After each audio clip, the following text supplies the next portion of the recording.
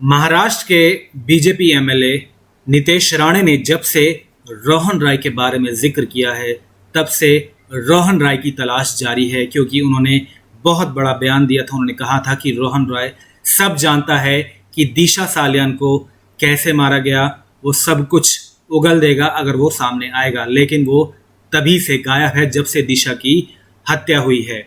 इसके अलावा कल जब आई विटनेस ने सारी बातें बताई थी एक चैनल पर आके, उसने कहा था कि रोहन रॉय क्यों चुप बैठा हुआ था जब दिशा सालियान के साथ दुष्कर्म हो रहा था, तो वो क्यों चुप बैठा था जब उसको मारा जा रहा था, वो तब भी शांत बैठा था। अगर वो मुझे मिलेगा तो मैं उसको जूते से मारूंगा, ऐसा कहा था रोहन रॉय के बारे में उस आई विटनेस ने। अब तो उस आई विटनेस की जो चर्चा हुई है पूरे देश में, उसकी जो रिकॉर्डिंग है उस चैनल ने सीबीआई को जाकर सौंप दी है। जी हाँ, क्योंकि रोहन रॉय बड़ी कड़ी साबित हो सकते हैं। ऐसे में रोहन रॉय का मिलना बहुत ज़रूरी है, और जो भी बात आई विटनेस ने कैमरे के आगे बोली वो पूरी रिकॉर्डिंग अब चैनल ने सौंप दी है सीबीआई को। ये बड़ी खबर है, अपने आप में बहुत सही काम किया।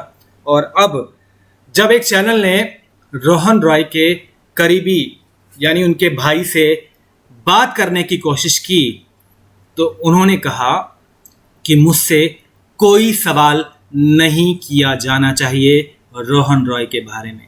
सोचिए, एक भाई कह रहा है मुझसे मत पूछिए कि रोहन रॉय कहाँ है, मुझे नहीं पता।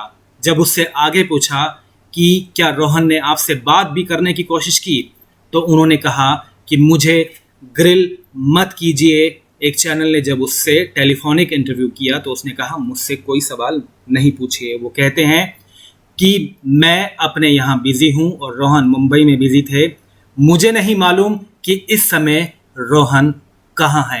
अब ज़रा सोचिए कि क्या सच में रोहन रॉय के परिवार को नहीं मालूम होगा कि रोहन रॉय कहाँ है?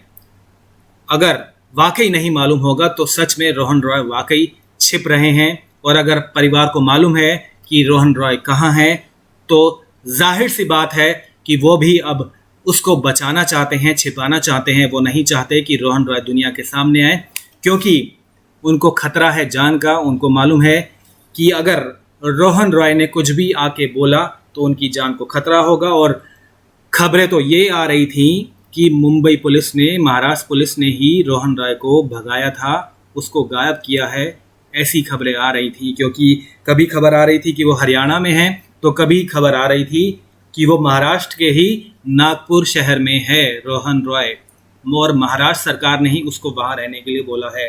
अब ऐसे में अगर रोहन रॉय अपनी जगह ठीक हैं तो वो सामने आकर क्यों कुछ नहीं बोलते? अगर दिशा सालियान ने वाकई सुसाइड किया है तो वो सामने क्यों नहीं आते? और अगर वो आई विटनेस सच बोल रहा है और नितेश राणे सच बोल रहे हैं, तो ऐसे में रोहन रॉय का छिपना सीधा इशारा है कि रोहन रॉय बहुत कुछ छिपा रहे हैं। लेकिन अब सीबीआई को भी रोहन रॉय की तलाश है, वो जल्द से जल्द उसको सम्मन भेजने की तैयारी कर रही है, लेकिन उससे पहले उसका मिलना बहुत ज़रूरी है।